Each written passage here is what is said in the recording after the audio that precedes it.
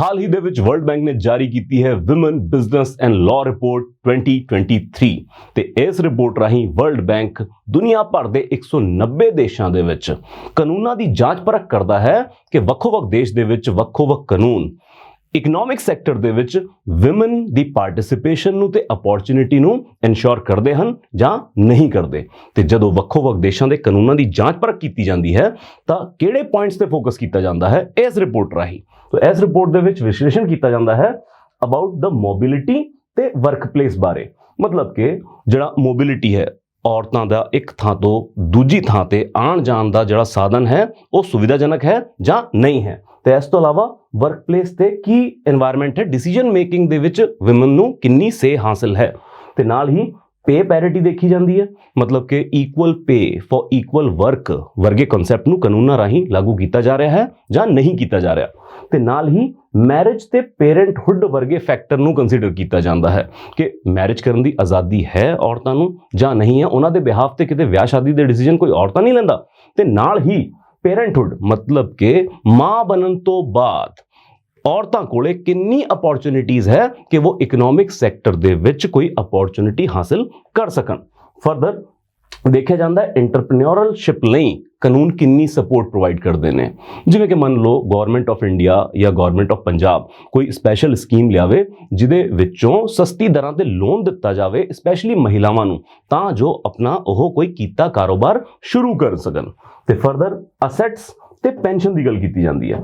Asset ਕਿ ਜਿਵੇਂ property rights ਹੈ ਕਿ ਨਹੀਂ ਹਨ। ਜਿਵੇਂ ਆਪਾਂ ਜਾਣਦੇ ਹਾਂ ਕਿ ਇੰਡੀਆ ਦੇ ਵਿੱਚ 2005 ਤੋਂ ਬਾਅਦ ਜਿਹੜਾ ਸਕਸੈਸ਼ਨ ਐਕਟ ਦੇ ਵਿੱਚ ਚੇਂਜ ਕੀਤਾ ਗਿਆ ਹੈ ਤਾਂ ਸਭੀ ਮਹਿਲਾਵਾਂ ਨੂੰ ਬਰਾਬਰ ਦਾ ਪ੍ਰੋਪਰਟੀ ਹੱਕ ਦਿੱਤਾ ਗਿਆ ਹੈ ਐਂਸੈਸਟਰਲ ਪ੍ਰੋਪਰਟੀ ਦੇ ਵਿੱਚ। ਬਟ ਇਹ ਆਪਾਂ ਨੂੰ ਵੀ ਪਤਾ ਹੈ ਕਿ ਇਹ ਕਾਨੂੰਨ ਰੀਅਲ ਦੇ ਵਿੱਚ ਕਿੰਨਾ ਕੁ ਇੰਪਲੀਮੈਂਟ ਕੀਤਾ ਜਾਂਦਾ ਹੈ।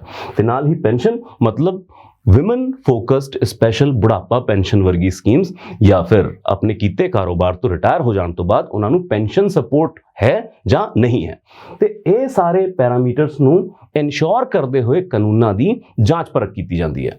ਜਦੋਂ ਆਪਾਂ ਦੇਖੀਏ ਅਫਗਾਨਿਸਤਾਨ ਵਰਗੇ ਮੁਲਕ ਤੇ ਉਦਾਹਰਨ ਦੇ ਤੌਰ ਤੇ ਤਾਂ ਜਿੱਥੇ ਮੁਲਕ ਦੇ ਵਿੱਚ ਕੁੜੀਆਂ ਦੇ ਸਕੂਲ ਜਾਣ ਤੇ ਪਾਬੰਦੀ ਹੋਵੇ ਤੇ ਗਵਰਨਮੈਂਟ ਆਰਡਰ ਕਰਕੇ ਇਹ ਕਰ ਦੇਵੇ ਕਿ ਵੱਖੋ-ਵੱਖ ਸੈਕਟਰ ਦੇ ਵਿੱਚ ਵਿਮਨ ਰੁਜ਼ਗਾਰ ਹਾਸਲ ਨਹੀਂ ਕਰ ਸਕਦੀਆਂ ਤਾਂ ਉਹਨਾਂ ਦਾ ਸਕੋਰ ਬਹੁਤ ਹੀ ਮਾੜਾ ਹੋਊਗਾ। ਜਾਂ ਇੰਡੀਆ ਦੀ ਗੱਲ ਕਰ ਲਈਏ ਤਾਂ ਕਾਨੂੰਨੀ ਸੁਰੱਖਿਆ ਕਿੱਦਾਂ ਪ੍ਰਦਾਨ ਕੀਤੀ ਜਾਂਦੀ ਹੈ। ਹਾਲਾਂਕਿ ਇੰਡੀਆ ਮੁੱਢ ਤੋਂ ਹੀ ਮਹਿਲਾਵਾਂ ਦੀ ਐਜੂਕੇਸ਼ਨ ਵਾਸਤੇ ਤੇ ਵੱਖੋ-ਵੱਖ ਸੈਕਟਰ ਦੇ ਵਿੱਚ ਉਹਨਾਂ ਦੇ ਰੁਜ਼ਗਾਰ ਵਾਸਤੇ ਕਾਨੂੰਨ ਬਣਾਉਂਦਾ ਰਿਹਾ ਹੈ। ਪਰੰਤੂ ਜਿਹੜਾ 1997 ਦਾ ਵਿਸਾਖਾ ਜਜਮੈਂਟ ਹੈ ਇਸ ਤੋਂ ਪਹਿਲਾਂ ਭਾਰਤ ਦੇ ਵਿੱਚ ਕੋਈ ਵੀ ਗਾਈਡਲਾਈਨ ਨਹੀਂ ਸੀ, ਕੋਈ ਕਾਨੂੰਨ ਨਹੀਂ ਸੀ ਜੋ ਔਰਤਾਂ ਨੂੰ ਵਰਕ ਪਲੇਸਿਸ ਤੇ ਸੈਕਸ਼ੂਅਲ ਹਰਾਸਮੈਂਟ ਦੇ ਖਿਲਾਫ ਸਿਕਿਉਰਿਟੀ ਪ੍ਰੋਵਾਈਡ ਕਰਦਾ ਹੋਵੇ।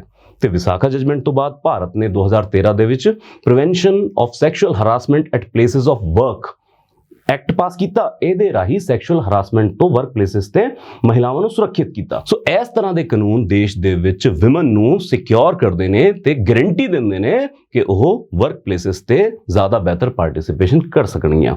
ਤਾਂ ਜੇ ਹੁਣ ਆਪਾਂ ਕਨਸੈਪਟ ਕਲੀਅਰ ਕਰ ਚੁੱਕੇ ਹਾਂ ਤਾਂ ਦੇਖਦੇ ਹਾਂ ਇਸ ਟੌਪਿਕ ਦੇ ਵਿੱਚੋਂ ਆਪਾਂ ਯਾਦ ਕਿਹੜੇ ਫੈਕਟ ਰੱਖਣੇ ਨੇ ਜੋ ਸਾਡੀ ਪ੍ਰੀਖਿਆ ਦੇ ਵਿੱਚ ਸਵਾਲ ਦੇ ਤੌਰ ਤੇ ਆ ਸਕਦੇ ਨੇ। ਸਭ ਤੋਂ ਪਹਿਲਾਂ ਯਾਦ ਰੱਖਣਾ ਹੈ ਇਹ 9ਵਾਂ ਐਡੀਸ਼ਨ ਹੈ ਤੇ ਵਰਲਡ ਬੈਂਕ ਇਹ ਰਿਪੋਰਟ ਜਾਰੀ ਕਰਦਾ ਵਿਚ is called women business and law report.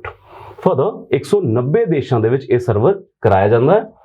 ਅੱਗੇ ਆਪਾਂ ਦੇਖਦੇ ਹਾਂ ਸੋ ਇੰਡੀਆ ਨੂੰ ਖਾਸ ਕਰ ਇਹ ਫੈਕਟ ਆਪਾਂ ਯਾਦ ਰੱਖਣਾ ਲੋਅਰ ਮਿਡਲ ਇਨਕਮ ਗਰੁੱਪ ਦੀ ਕੰਟਰੀਜ਼ ਦੇ ਵਿੱਚ ਸ਼ਾਮਿਲ ਕੀਤਾ ਗਿਆ ਤੇ ਇੰਡੀਆ ਦਾ ਓਵਰਆਲ ਸਕੋਰ 100 ਦੇ ਵਿੱਚੋਂ 74.4 ਹੈ। ਮਤਲਬ ਇੰਡੀਆ ਦੇ ਵਿੱਚ ਵੀ ਹਜੇ ਕਾਨੂੰਨ 100% ਗਾਰੰਟੀ ਨਹੀਂ ਦੇ ਰਹੇ ਮਹਿਲਾਵਾਂ ਨੂੰ ਇਕਨੋਮਿਕ ਸੈਕਟਰ ਦੇ ਵਿੱਚ ਪਾਰਟਿਸਿਪੇਸ਼ਨ ਦੀ। ਫਰਦਰ ਏਸ਼ੀਆ ਦੇ ਵਿੱਚ ਖਾਸ ਕਰ ਸਾਊਥ ਏਸ਼ੀਅਨ ਰੀਜਨ ਦੀ ਆਪਾਂ ਗੱਲ ਕਰੀਏ ਜਿੱਥੇ ਸਾਡਾ ਮੁਲਕ ਵੀ ਹੈ ਇੱਥੇ ਜਿਹੜਾ ਟੌਪ ਕੰਟਰੀ ਹੈ ਉਹ ਨੇਪਾਲ ਹੈ ਤੇ ਇਹਦਾ ਸਕੋਰ ਹੈ 80.6।